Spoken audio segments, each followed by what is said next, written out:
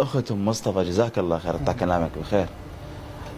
قبل ما نبدأ الحوار قالت إنه من داخلين أول تفتيش الأول، من دخل أول تفتيش شافوا أكو دم وأكو كذا، بس جايبة صوف ما طلي. لا يعني أخوها أخو المرحومة يتماشى ويا القوات الأمنية، فما منتبه. أنت عمتهم؟ أنا عمتهم. تمام.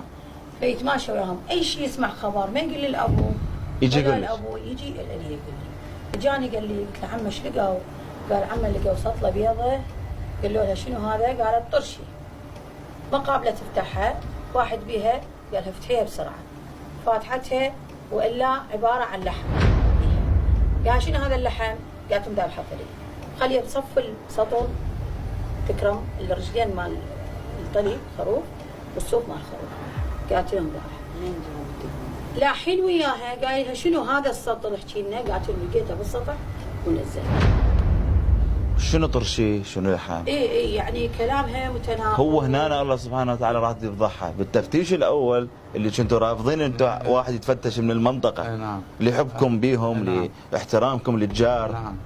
التفتيش الاول هو اللي اتضح، لانكو اسئله ما جاوبتها بسرعه، ربش راد يخطئها ويوقعها. ورحنا للمقبره للنجف بالمغيسل ماخذوها، قلت لهم ما حد يدخل يشهد اخوي، لا امها ولا عمتها الثانيه، قلت لهم ما ادخل وياها، دعيت من الله يصبرني، انا اول مره اطلع المقبره والمغيسل، انا اول مره بحياتي.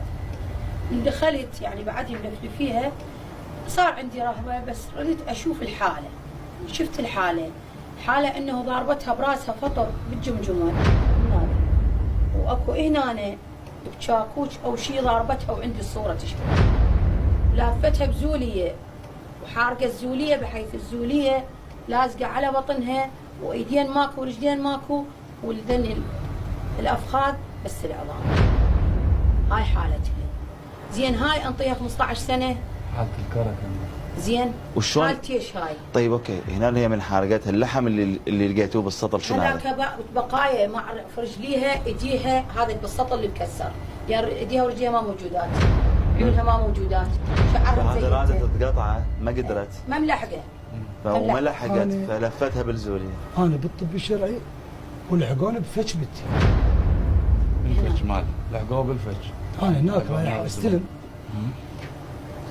اخروني الناس متفاعلين وياي، لحقوني يا بيك، هم تباصروا بيناتهم، سكوا احد الاطباء عرف، بعدين سمعت انه يسولفون، قال له هاي ويا ليش لا ما يصير.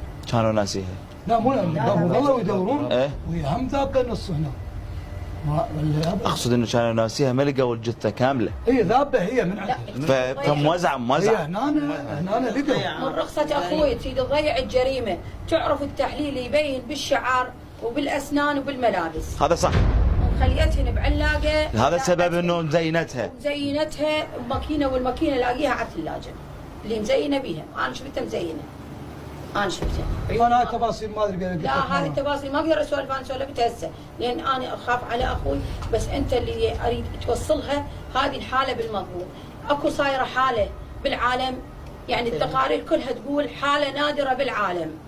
صار عندنا ذبح وقتل وكل شيء صار، كل شيء شفناه، بس مثل هاي الحاله وهي طفله، لو كبير ولد كبير نقول هذا مأذي، بنيه كبيره نقول مأذيه، ماكو هيج تفاصيل.